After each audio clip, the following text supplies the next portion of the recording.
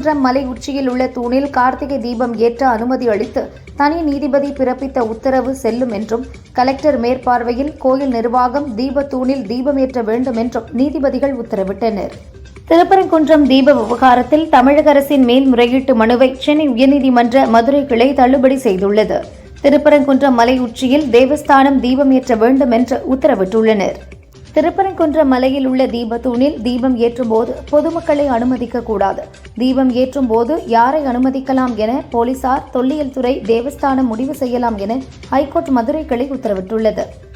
திருப்பரங்குன்றத்தில் தீபம் ஏற்றலாம் என்ற தீர்ப்பை எதிர்த்து மேல்முறையீடு செய்வோம் என மீண்டும் வீணாக குட்டிக்கரணம் அடித்து துவங்கியிருக்கிறது திமுக அரசு. அராஜக திமுக அரசின் கொட்டம் தேர்தலில் அடக்கப்படும் என நயினா நாகேந்திரன் கூறியுள்ளார். திமுக அரசு தனது அப்பட்டமான அதிகார துஷ்பிரயோகத்தை நிறுத்தி முருக பக்தர்கள் தீபத்தூணில் தீபம் ஏற்ற அனுமதிப்பதன் மூலம் சட்டத்தின் ஆட்சியை மதிக்கும் என்று நாங்கள் நம்புகிறோம் என அண்ணாமலை தெரிவித்தார். திருப்பரங்குன்றம் தீபத்தூணில் தீபம் ஏற்றலாம் என்ற தீர்ப்பு வரலாற்று சிறப்புமிக்கது. இது முருக பக்தர்களின் உணர்விற்கு கிடைத்துள்ள மாபெரும் வெற்றி. வெற்றிவேல் வீரவேல் என மத்திய அமைச்சர் எல் முருகன் கூறியுள்ளார். திருப்பரங்குன்றம் தீர்ப்பு திருப்பத்தை தரும் தீர்ப்பு, திமுகவை திருப்பி அனுப்பக்கூடிய தீர்ப்பு. ஹைகோர்ட் கண்டனத்தையும் மக்களின் கண்டனத்தையும் பெற்ற திமுக அரசு கண்டிப்பாக வீட்டுக்கு அனுப்பப்படும் என தமிழிசை கூறியுள்ளார். வெனிசுலாவின் புதிய அதிபர் டெல்சி ரோட்ரிக்ஸ் அமெரிக்காவின் அறிவுரைகளை ஏற்று செயல்படாவிட்டால் மோசமான விளைவுகளை சந்திக்க நேரிடும் என அமெரிக்க அதிபர் ட்ரம்ப் எச்சரிக்கை விடுத்துள்ளார். திருப்பரங்குன்றம் மலை உச்சியில் தீபம் ஏற்றலாம் என்று ஹைகோர்ட் பிறப்பித்த உத்தரவு நடுநிலையானது என தமாக தலைவர் ஜி.கே. வாசன் கருத்து தெரிவித்துள்ளார். திருப்பரங்குன்றத்தில் தீபம் ஏற்றலாம் என்ற ஹைகோர்ட் மதுரை கிளையின் தீர்ப்பை எதிர்த்து தமிழக அரசு மேல்முறையீடு செய்யும் என அமைச்சர் ரகுபதி கூறினார். முதல்வர் ஸ்டாலின் தலைமையில் தமிழக அமைச்சரவை கூட்டம் இன்று கூடியது. வரும் 20ஆம் தேதி தமிழக பேரவை கூட்டத்தொடர் கூட உள்ள நிலையில் அமைச்சரவை கூட்டம் நடைபெற்றது. தமிழ்நாடு உறுதியளிக்கப்பட்ட ஓய்வூதிய திட்டம், டாப்ஸ் மற்றும் உங்க கனவை சொல்லுங்க ஆகிய திட்டங்களுக்கு அமைச்சரவை கூட்டத்தில் ஒப்புதல் அளிக்கப்பட்டது. மேலும் 4 புதிய தொழில் முதலீடுகளுக்கும் ஒப்புதல் அளிக்கப்பட்டது. கவர்னர் உரையில் இடம்பெற வேண்டிய அம்சங்கள் குறித்தும் ஆலோசிக்கப்பட்டது. பொங்கல் பரிசு தொகை மற்றும் பரிசு தொகுப்பு வழங்கும் திட்டத்தை வரும் 8ஆம் தேதி முதல்வர் ஸ்டாலின் தொடங்கி வைக்கிறார். திமுக ஆட்சியில் ரூபாய் 4 லட்சம் கோடி அளவுக்கு ஊழல் நடைபெற்றுள்ளதாகவும், ஊழல் குறித்து விசாரிக்க கோரி கவர்னர் ரவியை நேரில் சந்தித்து எதிர்க்கட்சித் தலைவர் எடப்பாடி பழனிசாமி மனு அளித்துள்ளார். திமுகவுக்கு தோல்வி பயம் வந்துவிட்டது. தோல்வி பயம் காரணமாக அடுத்தடுத்த அறிவிப்புகளை திமுக வெளியிடுகிறது என அதிமுக பொதுச் செயலாளர் பழனிசாமி குற்றம் சாட்டினார். 2021இல் பொங்கல் பரிசாக ரூபாய் 5000 வழங்க வேண்டும் என அன்று ஸ்டாலின் வலியுறுத்தினார். ஆனால் தற்போது பொங்கல் பரிசாக ரூபாய் 3000 வழங்கப்படும் என அறிவித்துள்ளார். ஏன் ரூபாய் 5000 அறிவிக்கவில்லை என எடப்பாடி பழனிசாமி கேள்வி எழுப்பியுள்ளார். பொங்கல் பண்டிகையை முன்னிட்டு 34,084 சிறப்பு பஸ்கள் இயக்கப்படும் என்றும், பொங்கல் முடிந்து திரும்பும் பயணிகளுக்காக ஜனவரி 16 முதல் 19 வரை 25,008 பஸ்கள் இயக்கப்படும் என்றும் அமைச்சர் சிவசங்கர் தெரிவித்துள்ளார். கரூர் சம்பவம் தொடர்பாக ஜனவரி 12ஆம் தேதி நேரில் ஆஜராகி விளக்கமளிக்கும்படி தவிக தலைவர் விஜய்க்கு சிபிஐ சம்மன் அனுப்பியுள்ளது.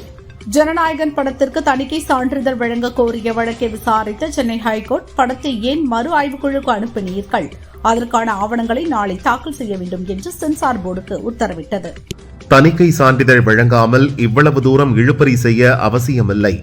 இதன் தெலுங்கு பதிப்பை பார்த்தேன், அதில் கூட நெருக்கடி கொடுக்கும் அளவிற்கு ஒன்றும் இல்லை என ஜனநாயகன் படத்திற்கு தணிக்கை தாமதமாவது குறித்த கேள்விக்கு சீமான் பதிலளித்தார். ஜனநாயகன் திரைப்படத்திற்கு தணிக்கை சான்றிதழ் வழங்காவிட்டால் அது கடுமையான பின்விளைவுகளை ஏற்படுத்தும் என காங்கிரஸ் முன்னாள் மாநில தலைவர் KS அழகிரி கூறினார். ஆட்சியிலும் பங்கு, அதிகாரத்திலும் பங்கு என்கின்ற சுயமரியாதை முழக்கமே 2026 தமிழக சட்டசபை தேர்தல் களத்தின் முடிவுகளை தீர்மானிப்பதாயிருக்கும் என தவிக நிர்வாகி ஆதவ் அர்ஜுனா தெரிவித்துள்ளார். பொறுப்பை தட்டி கழிக்காமல் பொது இடங்களில் உள்ள மதுக்கடைகளை உடனடியாக மூட முதல்வர் ஸ்டாலின் ஆணையிட வேண்டும் என பாமக நிறுவனர் ராமதாஸ் வலியுறுத்தியுள்ளார். உத்தரப்பிரதேசத்தில் SIR பணிகளுக்கு பிறகு வரைவு வாக்காளர் பட்டியல் வெளியிடப்பட்டது. இதில் 2.89 கோடி வாக்காளர்களின் பெயர்கள் நீக்கப்பட்டுள்ளன. பொங்கல் தொகுப்பு வழங்க ஏதுவாக வரும் 9ஆம் தேதி ரேஷன் கடைகளுக்கு வேலை நாளாக அறிவித்து உணவு வழங்கல் துறை இயக்குநர் உத்தரவிட்டுள்ளார். இதற்கு மாற்றாக பிப்ரவரி 7ஆம் தேதி விடுமுறை அறிவிக்கப்பட்டுள்ளது.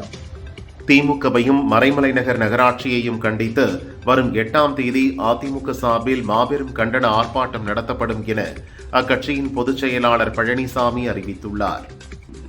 மாணவர்கள் IPS, IFS ஆக உருவாக தமிழக அரசு வழங்கும் லேப்டாப் உதவியாக இருக்கும். அரசு பள்ளிகளில் படித்தவர்கள் கூகுள், மைக்ரோசாப்டில் வேலை செய்கின்றனர் என துணை முதல்வர் உதயநிதி கூறியுள்ளார். உங்களது இசையைப் போலவே நீங்களும் என்றும் இளமையோடும் துள்ளலோடும் திகழ்ந்து தொடர்ந்து சாதனைகளை படைத்திட விழைகிறேன் என இசையமைப்பாளர் AR ரகுமானுக்கு முதல்வர் ஸ்டாலின் பிறந்த நாள் வாழ்த்து தெரிவித்துள்ளார். அமித்ஷா அலை பட்டி தொட்டி எல்லாம் பரவுவதாக அண்ணாமலை கூறுவது அவருக்கே நியாயமாக உள்ளதா? அமித்ஷா அலை தமிழகத்தில் எப்போதும் வீசாது என காங்கிரஸ் MP மாணிக்கம் தாக்கூர் கூறினார். பலமுறை நீதிமன்றத்திடம் குட்டு வாங்கியும் திருந்தாமல் திரும்ப திரும்ப இந்து விரோத விஷத்தை உமிழ்ந்து கொண்டே இருக்கும் திமுக அரசு தனது அராஜக கொட்டத்தாலேயே கோட்டையில் இருந்து துரத்தி அடிக்கப்படும் என நயினார் நாகேந்திரன் கூறியுள்ளார். தமிழகத்தில் கூட்டணி இல்லாமல் எந்த கட்சியும் ஆட்சி அமைக்க முடியாது. ராகுலின் பலத்தை பார்த்துதான் எங்களுடன் மற்ற கட்சிகள் கூட்டணி வைக்கின்றன என்று காங்கிரஸ் MP மாணிக்கம் தாக்கூர் கூறினார். காலை உணவு திட்டம் போலவே இலவச லேப்டாப் வழங்கும் திட்டமும் திமுக அரசின் மோசடி நாடகம். கடந்த 4.5 ஆண்டுகளாக லேப்டாப் வழங்காமல் தேர்தலுக்காக திமுக நடத்தும் நாடகத்தை மாணவர்கள் நன்கு அறிவார்கள் என பாஜக MLA வானதி கூறியுள்ளார். உங்கள் கனவை சொல்லுங்க என்ற புதிய திட்டத்தை ஜனவரி 9ஆம் தேதி முதல்வர் ஸ்டாலின் தொடங்கி வைக்கிறார். இத்திட்டம் மூலம் 2030க்குள் நாம் என்னவெல்லாம் செய்யலாம் என்ற ஒரு மிஷனரி டாக்குமெண்டை உருவாக்க முடியும் என முதல்வர் கருதுவதாக அமைச்சர் மகேஷ் கூறினார். திராவிட மாடல் அரசு சிறப்பாக செயல்படுவதாக மனிதநேய ஜனநாயக கட்சித் தலைவர் தமிமுன் அன்சாரி பாராட்டு தெரிவித்துள்ளார். மக்களின் நம்பிக்கைக்குரிய கட்சியாக திகழும் திமுக கூட்டணி கட்சிகள் வலிமையாக இருக்கவும் சலசலப்புகளை தவிர்க்க வேண்டும் என்றார். இலங்கை ராணுவத்தால் சிறைபிடிக்கப்பட்டுள்ள காரைக்கால் மீனவர்களை விரைந்து விடுவிக்க நடவடிக்கை எடுக்க வலியுறுத்தி வெளியுறவுத்துறை அமைச்சர் ஜெய்சங்கருக்கு முதல்வர் ரங்கசாமி கடிதம் எழுதியுள்ளார். பொங்கல் பரிசுத் தொகையை 3000 ரூபாயிலிருந்து 8000 ரூபாயாக உயர்த்தி வழங்க வேண்டும் என தமிழக பாஜக வலியுறுத்தியுள்ளது. பாஜக ஆட்சி அமைந்தது முதல் இந்தியாவில் கிறிஸ்தவர்கள் மீதான தாக்குதல் அதிகரித்துள்ளதாக விசிக தலைவர் திருமாவளவன் குற்றம் சாட்டியுள்ளார். திருப்பரங்குன்றம் விவகாரத்தில் இந்துக்கள் கொள்கையில் உறுதியாக இருந்து வெற்றி பெறுபவர்கள் என்பதை நிரூபித்துள்ளனர் என பாஜக மூத்த தலைவர் H. ராஜா கூறினார்.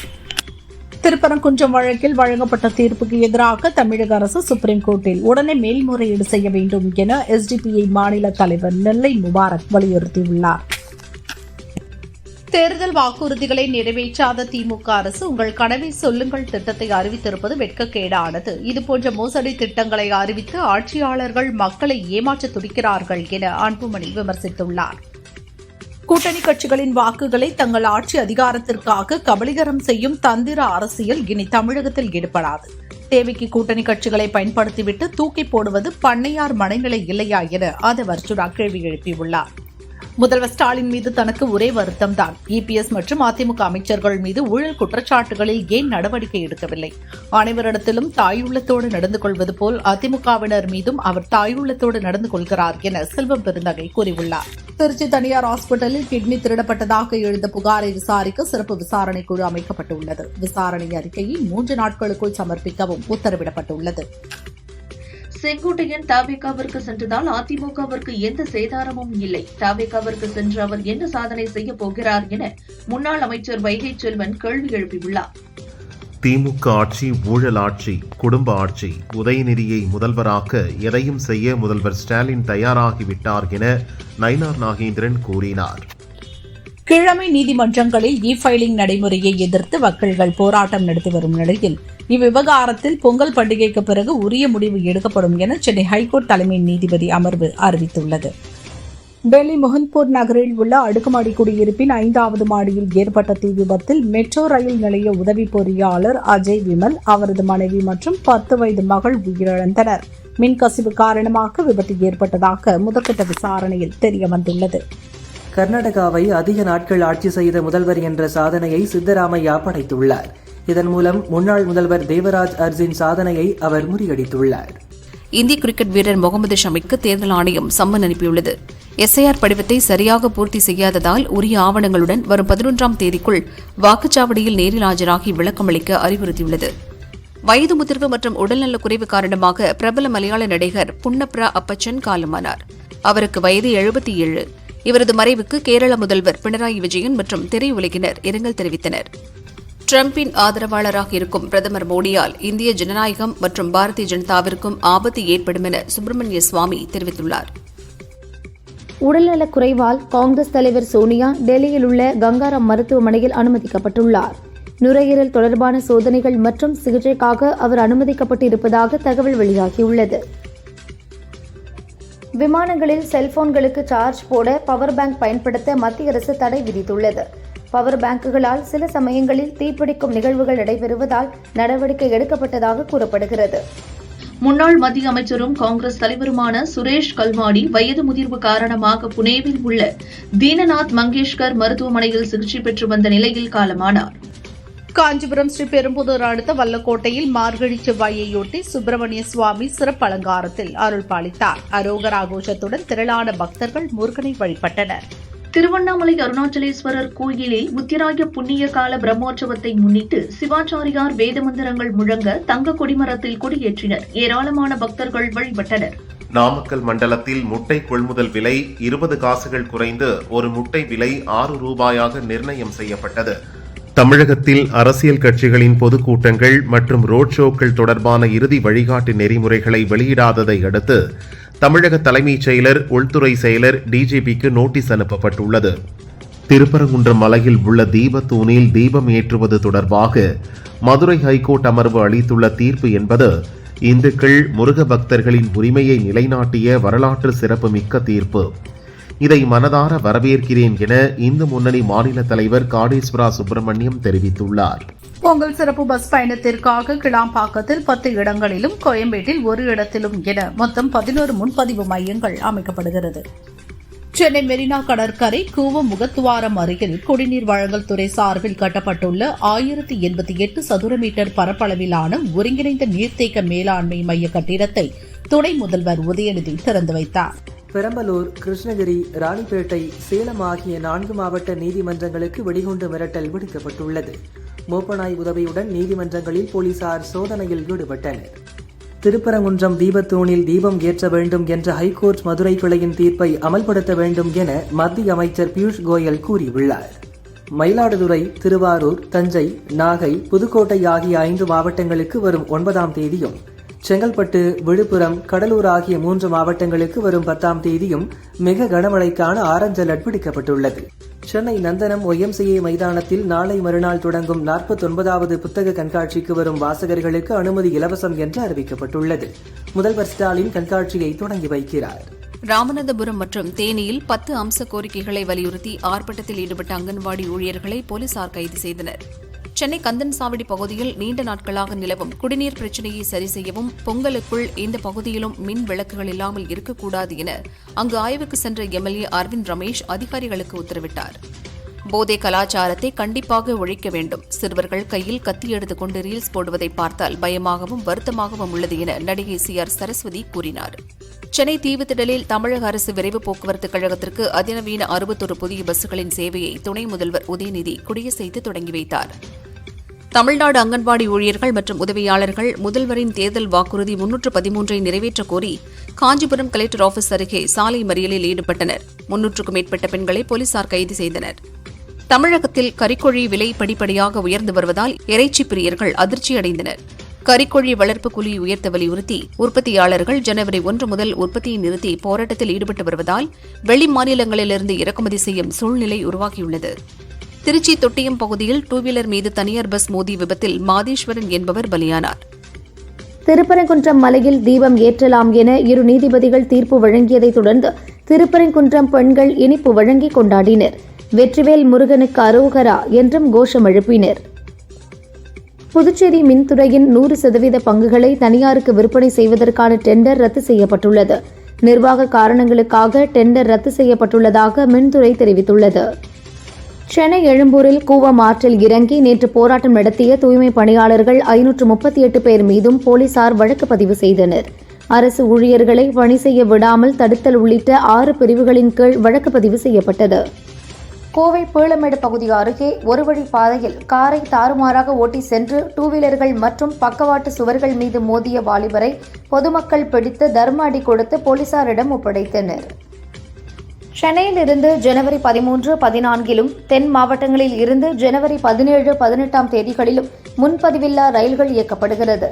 பொங்கல் பண்டிகை சிறப்பு ரயில்கள் முன்பதிவு இருக்கைகள் நிரம்பிவிட்ட நிலையில் முன்பதிவில்லா சிறப்பு ரயில்களை இயக்க பயணிகள் கோரிக்கை விடுத்துள்ளனர்.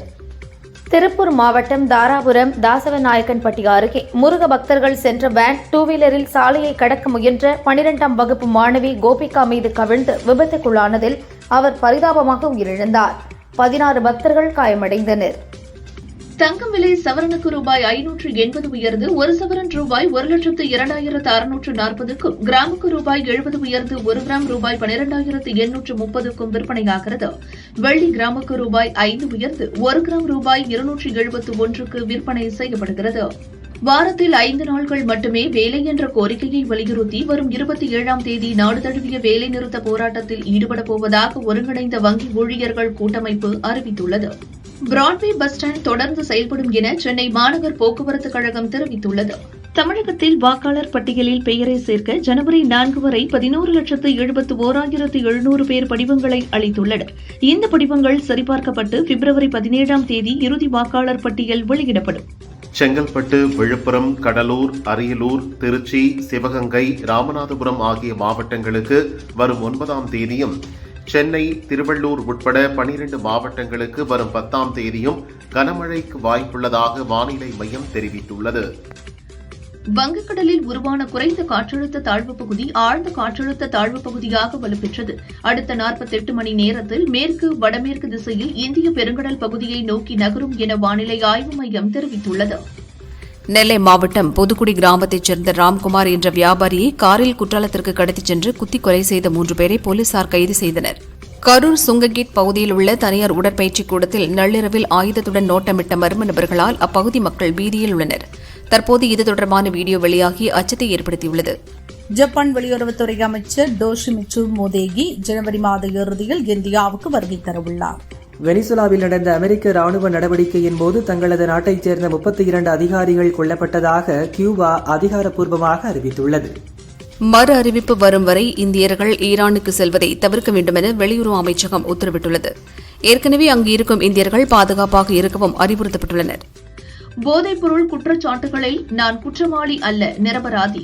நான் இன்னும் ஒரு நாட்டின் ஜனாதிபதிதான் என அமெரிக்க நீதிமன்றத்தில் ஆஜர்படுத்திய போது அதிபர் மதுரோ தெரிவித்துள்ளார். ஜப்பானின் ஷிமானே மாகாணத்தில் இன்று அதிகாலை 6.2 ரிக்டர் அளவில் சக்தி வாய்ந்த நிலநடுக்கம் ஏற்பட்டது. டோஹோகு நகரில் சாலைகளில் திடீரென பள்ளம் ஏற்பட்டதால் வாகனங்கள் சேதமடைந்தன. பீதியடைந்த மக்கள் சாலையில் தஞ்சமடைந்தனர். லடாக் எல்லையில் சீன ராணுவம் தன் படைகளின் எண்ணிக்கையை கடந்த ஓராண்டில் பாதியாக குறைத்தாலும் எல்லையோரங்களில் நம் நாட்டை விட 4 மடங்கு வேகத்தில் உட்கட்டமைப்புகளை உருவாக்கி வருவது செயற்கைக்கோள் புகைப்படங்கள் மூலம் தெரியவந்துள்ளது. KS ரவிக்குமார் இயக்கத்தில் ரஜினி, ரம்யா கிருஷ்ணன், சௌந்தர்யா நடித்த படையப்பா படம் 26 ஆண்டுகளுக்கு பிறகு டிசம்பர் 12இல் ரஜினி பிறந்த நாளைக்கு ரீ-ரிலீஸ் ஆனது. இதன் 25வது நாளை ஒட்டி KS ரவிக்குமார், ரம்யா கிருஷ்ணன், தயாரிப்பாளர் தேனப்பன் ஆகியோர் ரஜினியின் வீட்டில் அவரை சந்தித்து பேசினர். இந்த படையப்பா ரீயூனியன் புகைப்படங்கள் வைரலாகியுள்ளன. கீது மோகன்தாஸ் இயக்கத்தில் யஷ் நடிக்கும் டாக்ஸிக் படத்தில் நடிகைகள் நயன்தாரா, கியாரா அத்வானி, ஹூமா குரேஷி, தாரா சுட்டாரியா, ருக்மணி வசந்த் உள்ளிட்டோர் நடிக்கின்றனர். மார்ச் 19இல் வெளியாகிறது. இதில் நடிக்கும் நடிகைகளின் கதாபாத்திர போஸ்டர்களை வரிசையாக படக்குழு வெளியிட்டு வருகிறது. அந்த வகையில் ருக்மணி வசந்த் மெல்லிசா கதாபாத்திரத்தில் நடிப்பதாக போஸ்டருடன் அறிவித்துள்ளார்.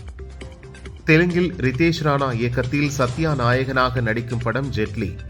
இதில் ரியா சிங்கா என்பவர் நாயகியாக அறிமுகமாகிறார். இவர் 2024இல் நடந்த மிஸ் யூனிவர்ஸ் இந்தியா அழகி போட்டியில் பட்டம் வென்றவர்.